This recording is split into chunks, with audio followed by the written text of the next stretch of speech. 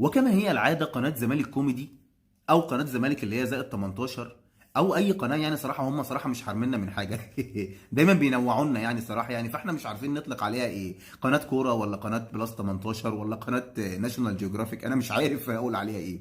المهم طبعا النهارده طبعا اتسكوا من غزل المحله 2-1، وكما هي العاده الطبيعيه جدا ان هم عشان يغطوا ويداروا على فضيحه هزيمتهم ان هم بقوا في المركز الخامس. تمام.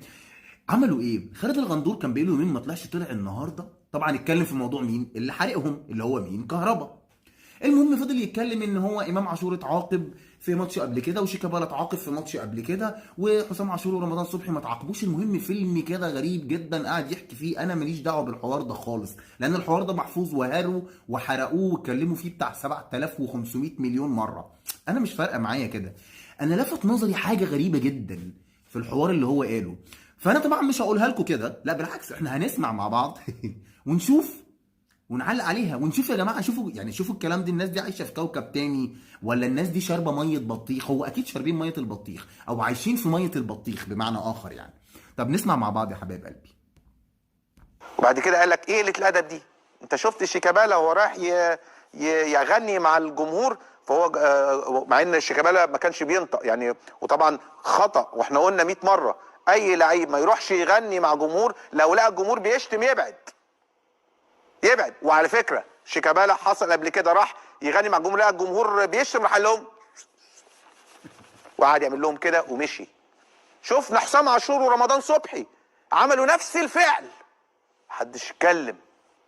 النهارده كهربا الناس بتحتفي بيه ومبسوطه بيه، والناس قعدت تتريق عليا ونزلوا لي كوميك قال لك ايه، ماشي يا كهربا معرفش ايه بقى يا كهربا، طب ما تدفعوا الفلوس لكهربا دلوقتي، هتدفعوا الفلوس لكهربا؟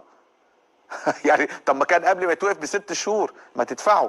على العموم انا عايز برضو اوريكم الفرق في الاعلام الرياضي في مصر، كيف يتعامل الاعلاميين، وعلى فكره منهم اعلاميين كويسين جدا، وهقولها لكم على الهواء مشرف يعني، لا يكيل ب100 مكيال، لا يكيل ب100 مكيال.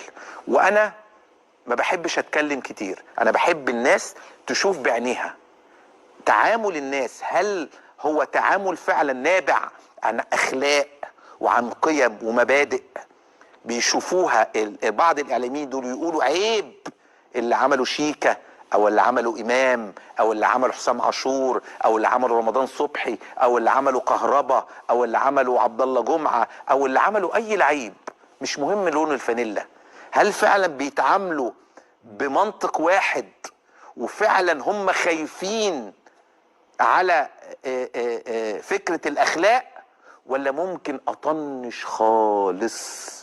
يعني ممكن في حاله اطنش خالص واشوفها بعينيا واشوف التجاوز ودي، ممكن اطنشها خالص ولا اجيب سيرتها، والناحيه التانيه اولع هنا واكبر هنا واذبح هنا. طيب انا بقى يا جماعه في حاجه بقى، اول حاجه علق عليها اسمها لا يكيل بمكيالين، مش لا يكيل. يكيل دي بقى حبيب قلبي في السوق وانت بتشتري ايه، رز ومكرونه فتقول لها أو كيل، لكن اسمها حبيبي لا يكيل بمكيالين. دي اول حاجه. تاني حاجه عايز اقول لك عليها، انت دلوقتي بتقول ان شيكابالا مره راح واتعاقب عشان الجمهور كان بيشتم وهو ايه سكت ما اتكلمش بقى شيكابالا ساكت ما اتكلمش، وشيكابالا اتعاقب عشان هو ايه راح للجمهور، مع انه يا جماعه هو خالد الغندور بيقول غلط ان هو اصلا يروح للجمهور، المفروض لما تلاقي الجمهور بيشتم يمشي. بقى شيكابالا راح للجمهور ولقاه بيشتم وما اتكلمش وغنى معاهم واتعاقب، بقى شيكابالا اللي هو ايه يا اولاد الايه، فاكرين يا جماعه لما كان بيقول يا اولاد الايه وشيكابالا قاعد يشتم؟ بقى شيكابالا ساب الجمهور يشتم لوحده واتعاقب؟ طب بلاش دي التانية.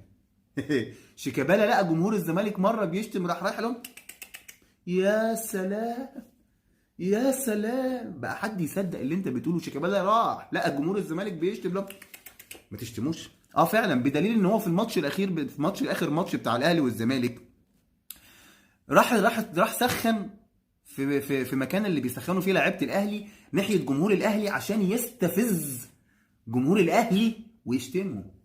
ده شيكابالا اللي انت بتقول عليه يا خالد يا غندور. بقى شيكابالا بيقول للزمالك يا جماعه خدوا بالكم اوعى تشتم غلط. يا سلام يا قلبي. ظالمينه احنا شيكابالا ده لا لا احنا فعلا ظالمينه. طب دي حاجه. الحاجه التانيه بيقول لك ان الاعلاميين بيكيلوا بمكيالين، هي بيكيلوا بمكيالين. يعني ان هم بيجيبوا سيره شيكابالا وامام عاشور وبيطنشوا مين؟ حسام عاشور ورمضان صبحي اللي قال لك قبل كده يعني، وموضوع كهربا. انا بقى مش هعلق انا اقول لك لا كهربا غلط ولا كهربا ما غلطش ولا اي حاجه، ومع ان هو لو راح تحقق معاه انت قصدك ايه كهربا؟ كهربا حطه صح حطته الكوره، يعني انت مش هتخش في النوايا، بس ماشي انا مش هتكلم في الموضوع ده. انت بتقول ان المذيعين بيكيلوا بمكيالين وبيقولوا على ده غلط، على عاشور وشيكابالا غلط، وبالنسبه لما حد يجي في سيره الاهلي ما بيقولوش ان هو غلط.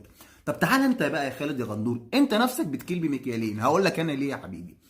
انت بتقول كهربا غلط صح؟ طب ليه ما بتقولش على مرتضى منصور اللي هو رئيس نادي الزمالك ان هو غلط؟ وهو لسه من شويه، لسه من نص ساعه طلع بيقول وقال كده الفاظ وحشه على التلفزيون انا سامعها بوداني. ليه ما طلعتش تقول ان مرتضى منصور غلط وبيغلط في الناس وبيشتم وبيهت وبيجيب سيره الاعراض والشرف؟ ليه ما طلعتش قلت ان مرتضى منصور غلط في الاعراض في عرض عماد متعب لما كان موجود في المؤتمر الصحفي؟ ليه ما طلعتش قلت ان مرتضى منصور غلط في كهربا وشتمه باقذر الشتايم في المؤتمر الصحفي؟ ليه ما بتقولش ان هزازين الرؤوس اللي انت منهم في قناه نادي الزمالك كل يوم بيغلطوا في كهربا وبيشتموا في محمود الخطيب ويتهموا محمود الخطيب بالسرقه والحرامي وكده؟ طب ما انت اللي بتكيل بمكيالين اهو. انت مش بتقول كهربا غلط ولازم يتعاقب عشان شتم؟ طب انت برضو المفروض انك تقول، مش انت اعلامي وبتطلب ان الناس تتكلم تقول على الغلط كله غلط سواء امام عاشور شيكابالا او كهربا؟ طب ما انت يا معلم ما بتجيبش سيره رئيس ناديك ليه وهو كل يوم بيغلط ويشتم كل يوم باقذر وابشع الالفاظ وبيخوض في الاعراض؟ ولسه اصلا من نص ساعه انا سامعه اهو، سامعه بيطلع بيبقى قاعد يشتم ويقول شتايم انا ما ينفعش اقولها. فانت يا خالد اللي بتكيل بمكيالين، ولا انت مش اعلامي، ولا انت نازل من ولا انت ما طلعت، ولا انت دلوقتي مش اعلامي ما بتكيلش بمكيالين؟ صباح الفل يا عم خالد، العب غيرها يا حبيب القلب. وبقى انت يا خالد يا غندور اللي هتكلمنا عن الاخلاق والقيم؟ بقى انت تنتمي لقناه اصلا ما تعرفش حاجه عن الاخلاق والقيم بتكلمنا عن الاخلاق والقيم؟ بقى انت بتقعد تطبل لرئيس نادي ما يشمش ريحه الاخلاق والقيم بتكلمني انا او الجمهور الاهلي والناس والاعلاميين عن الاخلاق والقيم؟ ده اسكتوا يا جماعه، شوفوا اخر حاجه هقولها لكم. ده رئيس نادي طلع لسه النهارده بيقول ايه؟ بيقول لهم هو ايه قله الادب دي؟ ما عندكم انا اهو لا بعمري بشتم ولا بغلط. أنا مش فاهم الراجل ده الراجل ده مش عارف. ميه بطيخ ميه بطيخ. العب غيرها يا عم خالد، العب غيرها يا عم خالد. اه والله العظيم العب غيرها.